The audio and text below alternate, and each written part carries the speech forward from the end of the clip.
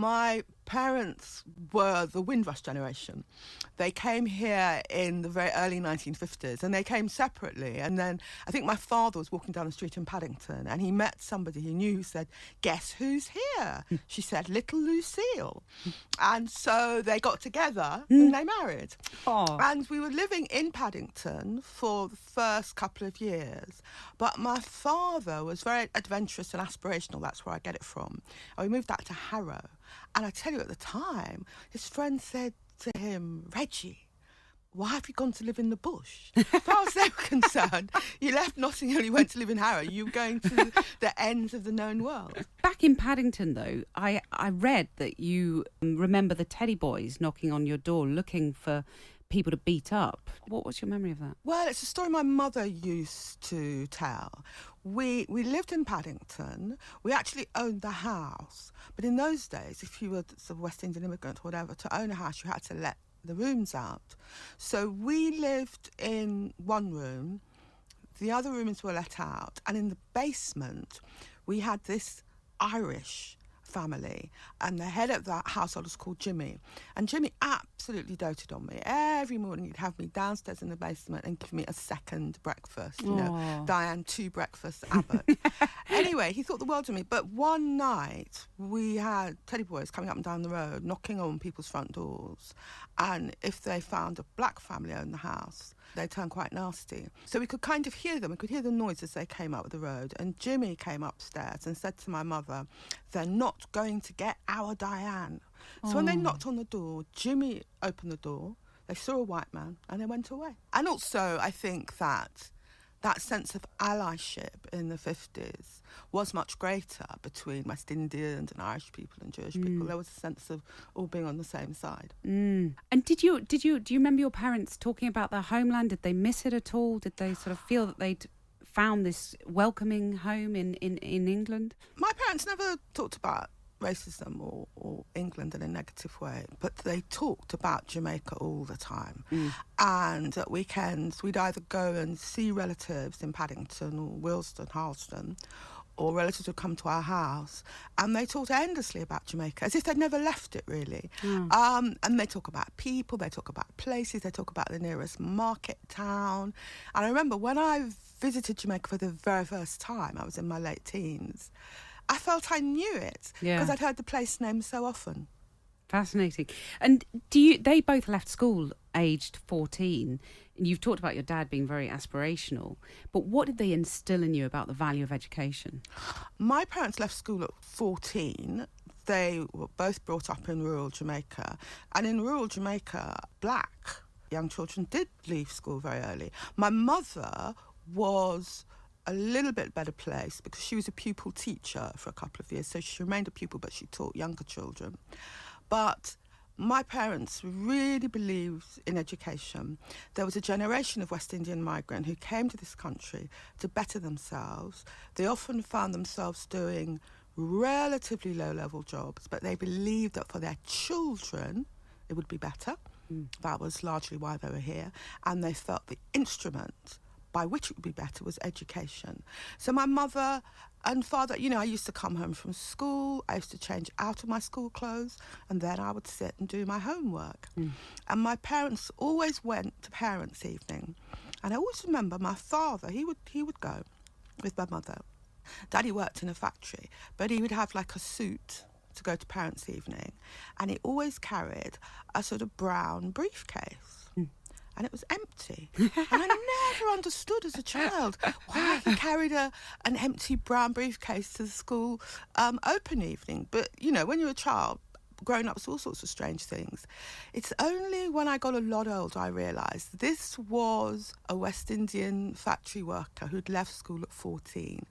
And he felt that somehow, if he carried that briefcase, the teachers would respect him more. That's incredible. Incredible. And you never talked to him about that? No, I never talked to him about it.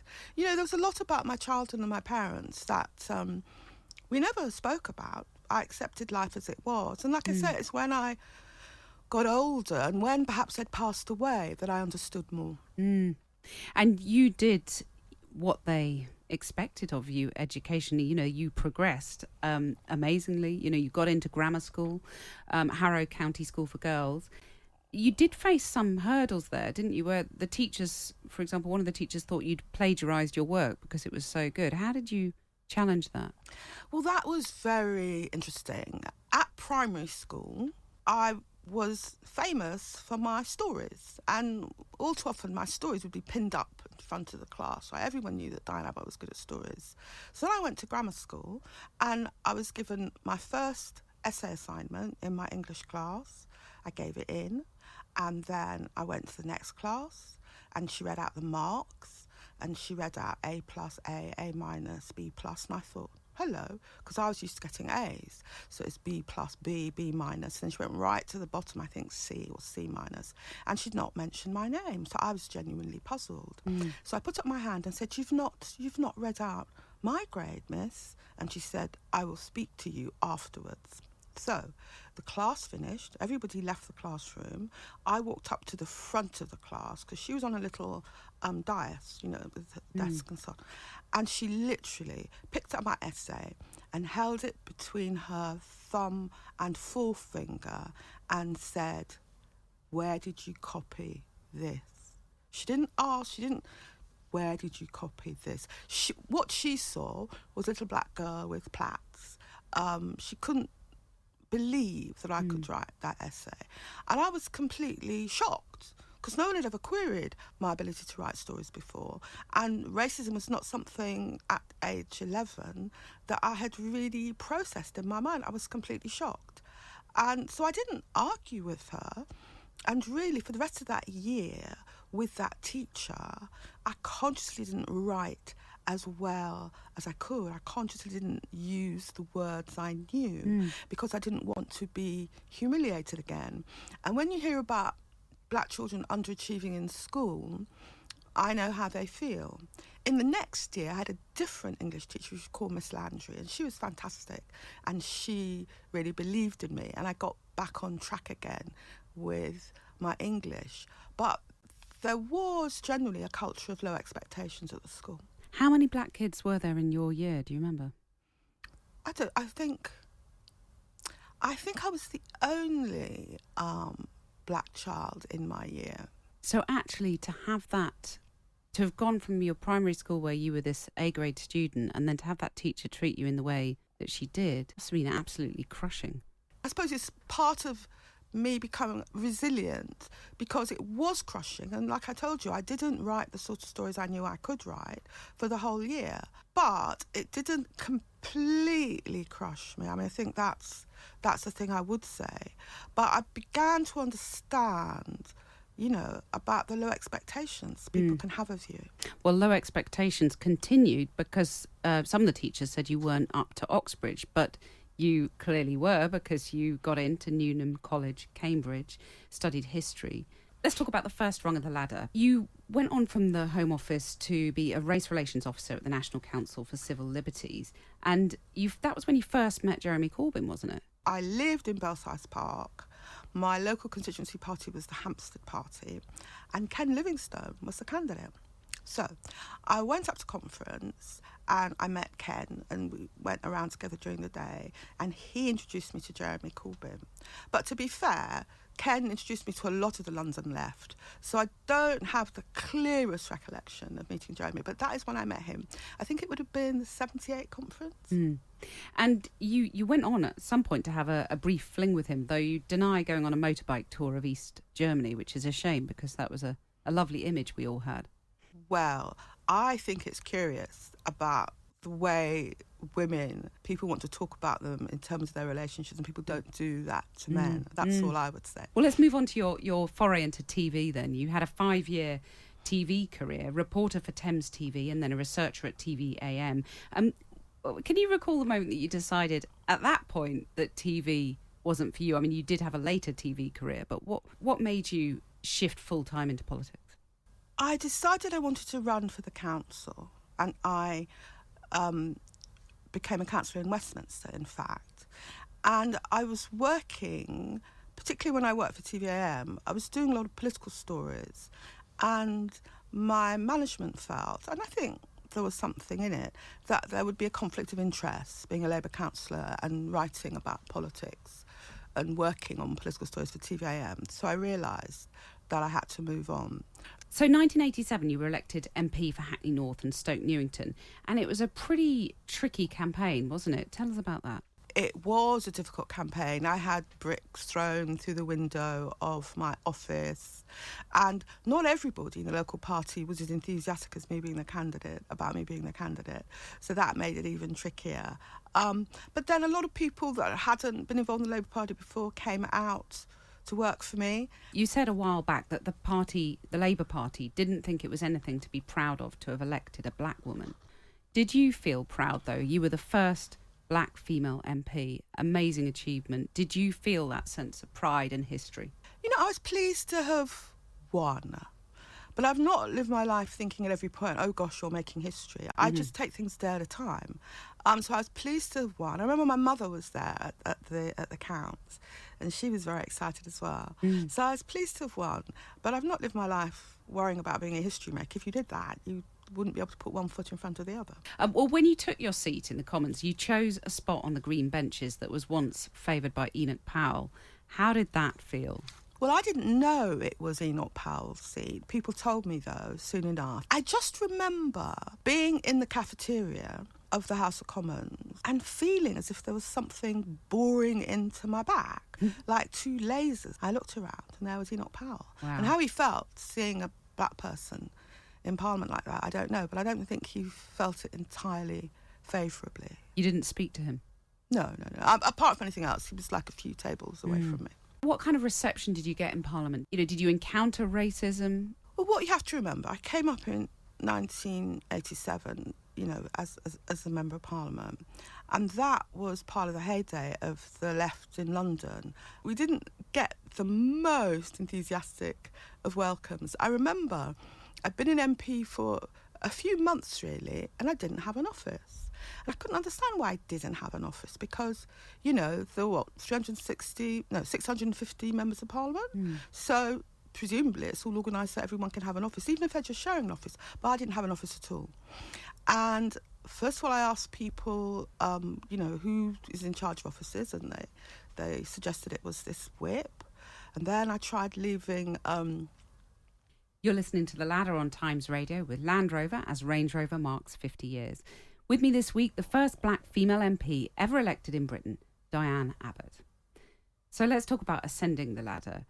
There was obviously the Labour landslide, 1997.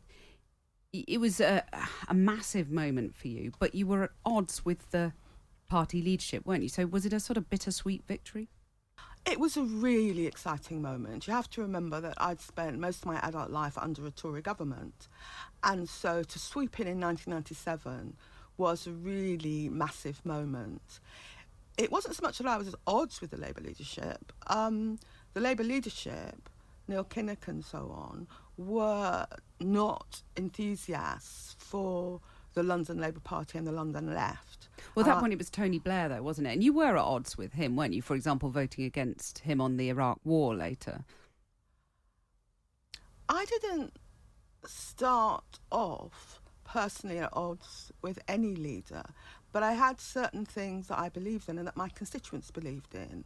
And one issue for me was peace and the undesirability of illegal wars. So that was a distinction between me and New Labour, yes. And you think you've been vindicated in the years that followed on that? Well, I think those of us that voted against the illegal war in Iraq have been vindicated, and Tony Blair has not been vindicated. I mean, the weapons of mass destruction that we were supposed to find, we never found. And some of us said that at the time, but the leadership, Blair and Alistair Campbell and the rest of them, just drove on with this war. I think Blair felt he'd promised George Bush that he would be there supporting him in the event of war, and he felt he couldn't go back on his promise. Well, let's fast forward to your time serving under Jeremy Corbyn as Shadow Home Secretary. And in the run-up to the 2017 election, you were the most vilified woman in Britain online. half of all abusive tweets sent to British politicians were directed at you. What kind of impact did that have on you? Well, it was very jarring and upsetting. I mean, as you say, half of the abusive tweets sent to women all came to me. And it was partly a race thing, it was partly a gender thing. But I was also singled out by the Tory party. The first I realised I was being singled out was when a friend who was a candidate in the Northwest rang me up to say there were big billboards in her constituency with pictures of me and pictures of Jeremy. And I was taken aback. You know, I was by no means the most senior person in the shadow cabinet. But the Tories realised that there was benefit in targeting me. And the other thing they did, which I didn't quite realise at the time, was they ran a lot of ads on Facebook. I think they spent more money on Facebook ads on me than anybody else, except possibly Jeremy. And they were quite dishonest ads. They were what you would call mashups. They'd use little clips from other stuff I'd done on telly to make it look as if I supported ISIS, for instance. And so they were running these ads on Facebook, and they targeted particular constituencies. They targeted particular categories of Facebook user, you know, people that were supporters of the British Legion, whatever. And it really cut through. And so other MPs on the doorstep would hear about me, and the lines they were hearing were lines that people had got from this Tory advertising blitz. So it was very discomforting, and you couldn't really answer back. They were using Facebook to have all these attack ads. They were singling me out because I think they got...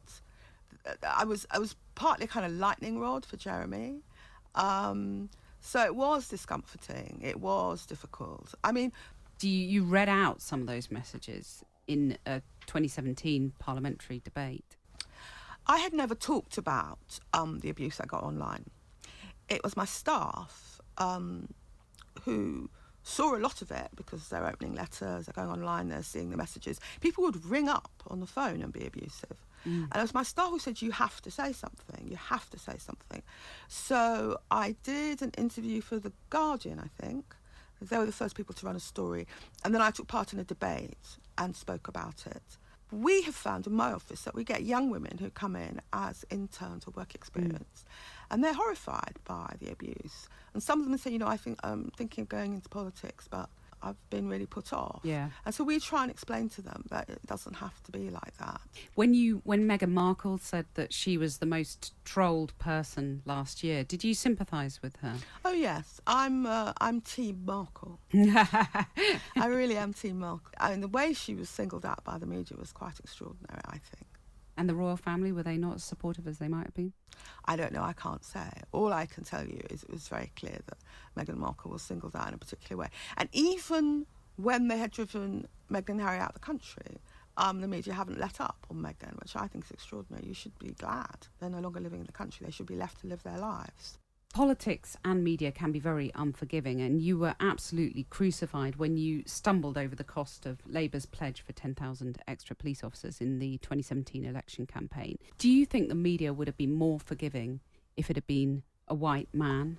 Well, I mean, I've heard lots of white male Tory MPs stumble over figures, and it doesn't become a huge story. I mean, that was a very... strange episode. I did what we call a morning round. I did about 6 or 7 early morning interviews, and it was the same story each time. I was talking about Labour's pledge to recruit more police officers, and I got it right. I mean, I had lines and I got them right every time.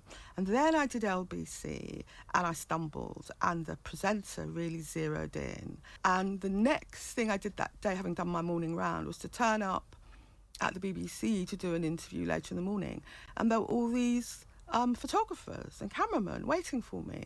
It had become an absolute national story, and I was taken aback. It was as if no one had heard me, you know, talk about the same issue that morning and getting it right. And I suppose it defaulted to some people's preconceptions. That's why it became such a big thing. So when you talk about preconceptions, we've talked about at school how your teachers couldn't believe that you'd have written a good essay. Is that the same thing, that people look at you and they think, okay, she's stupid, and that's a racist, sexist slur, really? Well, again, it's not for me to say. And it emerged that you had diabetes, which must be very hard to manage in it with a stressful life, is it? I wasn't managing it properly. So, for instance, when I did that set of interviews that morning, I hadn't eaten. And I had to get up very early to do them because there was about 6 or 7 of them. And I remember my brother saying to me, he heard the interview where I went wrong with the figures. And he said to himself, that's astonishing. Diane never gets figures wrong. And he's diabetic as well. Like me, he got it in later life.